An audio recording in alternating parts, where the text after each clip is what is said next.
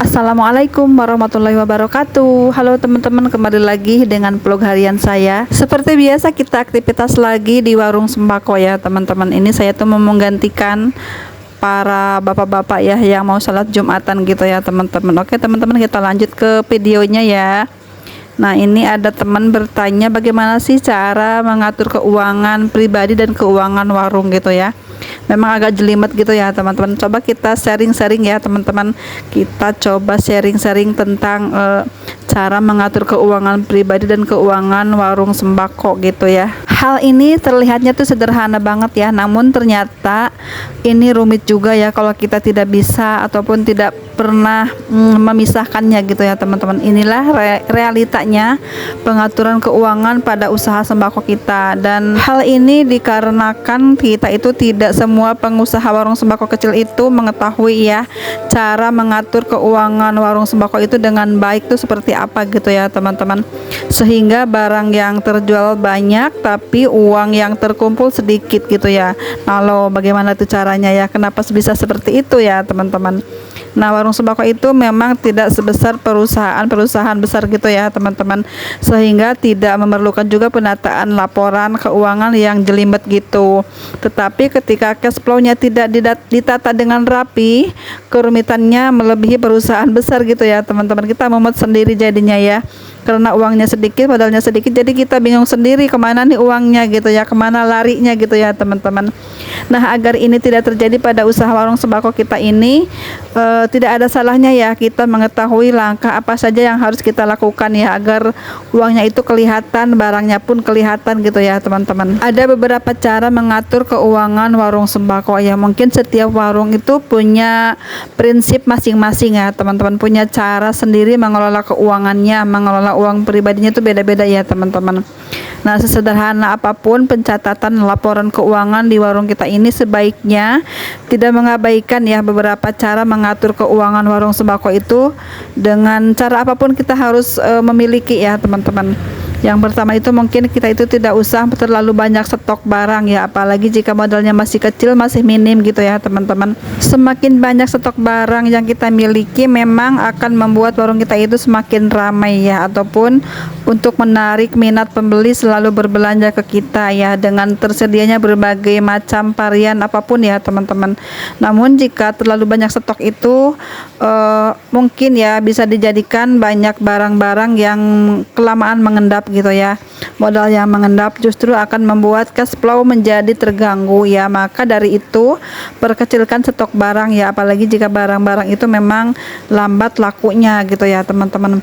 Contohnya aja jika kita membeli produk sabun cuci piring ataupun sabun cuci ataupun sabun mandi gitu ya teman-teman, ataupun barang-barang yang memang banyak ragam macamnya ya dan variannya gitu.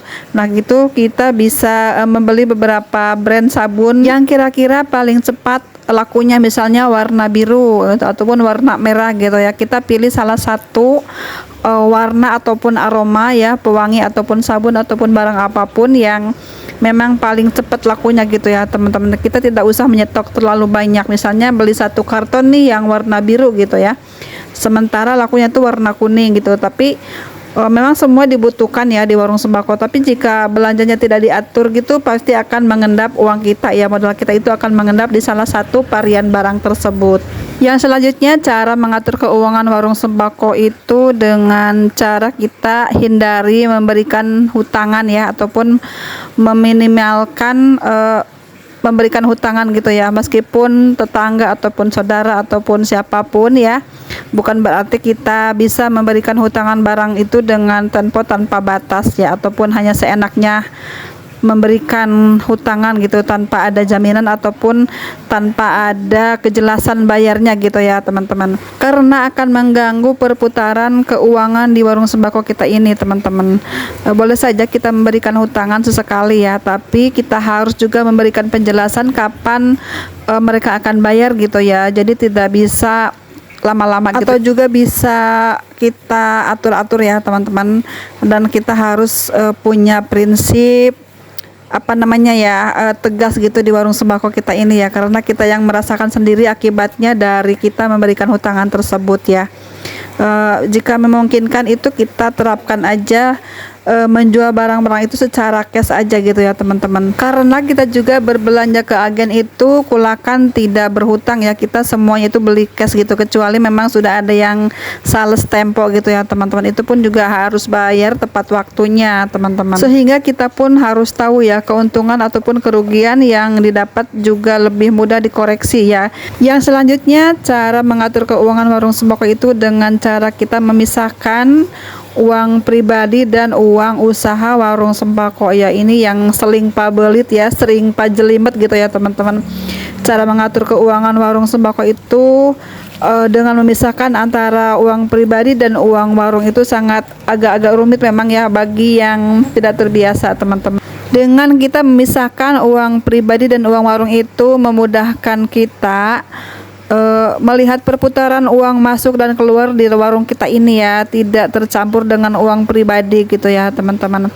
Dan langkah ini memang terkesan remeh ya, sangat sepele gitu ya, tapi jika kesalahan ini dilakukan terus-menerus ya, hanya tinggal menunggu waktu aja ya, mungkin kita akan kesulitan melakukan audit ketika merasa uang yang masuk tidak sebanyak barang yang keluar gitu. Jadi mulai sekarang kita pisahkan uang pribadi dengan uang usaha kita ini ya, meskipun usaha kita itu masih kecil-kecilan ya teman-teman, supaya kita tahu ya keluar masuknya barang gitu ya, terusnya perkembangan usaha kita itu sampai mana gitu ya teman-teman, ada uang di dalam dompet kita berapa, ada uang di warung berapa gitu, ada uang di yang ngutang berapa gitu ya teman-teman, seperti itu contoh mudahnya ya. Dan selanjutnya lakukan juga pembukuan serapih mungkin ya, pembukuan warung kita, meskipun hanya pencatatan pengeluaran pemasukan aja seperti itu, setiap hari, setiap pengeluaran apapun kita catat, pemasukan apapun kita catat gitu, itu juga sangat membantu untuk kita ya,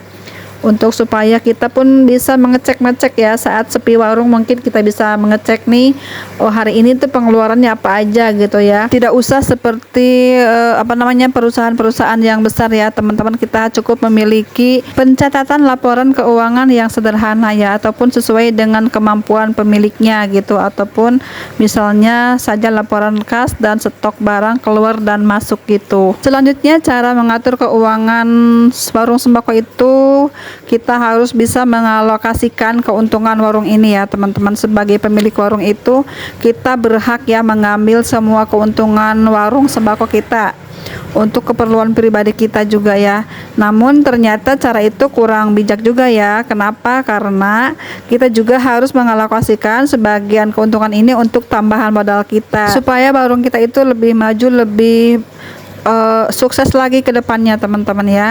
Selanjutnya, kita juga harus bisa mengalokasikan keuntungan secara adil ya. Keuntungan dari warung sembako itu mudah saja teman-teman, kita tinggal bagi 3 aja ya. Yang 50% kita gunakan untuk menambahkan modal ataupun menambahkan item barang di warung kita untuk berbelanja lagi gitu ya. Sementara yang 25 itu kita gunakan untuk keperluan pribadi kita ya. Yang ketiganya, yang 25%-nya lagi kita gunakan untuk menabung untuk dana darurat ke depannya gitu ya teman-teman. Mungkin nanti kita bisa gunakan lagi dana darurat ini untuk keperluan lagi di warung kita ya, misalnya membeli barang-barang lain, varian baru, ataupun membeli kelengkapan untuk jualan gitu ya teman-teman. Yang selanjutnya adalah mengenai barang konsinyasi ya, ataupun barang titipan. Mungkin di warung kita itu ada beberapa orang tetangga yang nitip barang dagangan misalnya ya, itu juga salah satu yang berpengaruh kepada keuangan pribadi kita ataupun keuangan warung sembako kita teman-teman ya.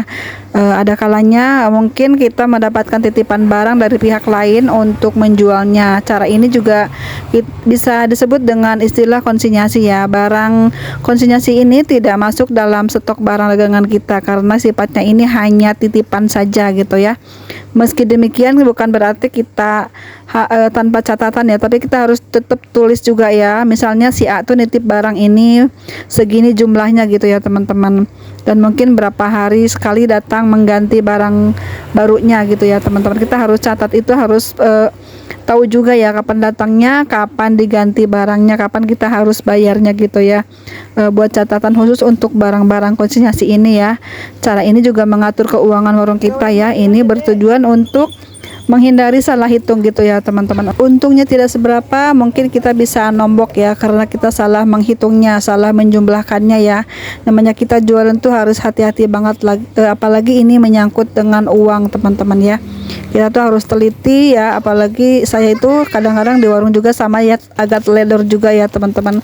Kita tuh selalu percaya aja sama orang yang nitipin barang, kita enggak, apalagi kalau lagi buru-buru gitu ya, ada yang beli terus ada yang mau gantiin makanan ataupun mainan gitu ya yang dititipin di kita. Jadi kita tuh nggak teliti melihat secara langsung penjumlahannya, lakunya berapa gitu ya, hanya tinggal bayar aja seperti itu juga salah satunya mungkin yang bisa merugikan kita di warung sembako. Yang selanjutnya kita harus konsisten ataupun harus disiplin dalam mengelola uang pribadi ataupun uang warung ya. Jika kita menggunakan uang warung, kita harus ganti ya dengan uang pribadi kita, ataupun sebaliknya uang pribadi kita gunakan untuk warung, kita harus ganti lagi seperti itu ya. Contohnya teman-teman, itu mungkin salah satu cara mudahnya ya mengelola uang pribadi dan uang warung sembako seperti itu teman-teman.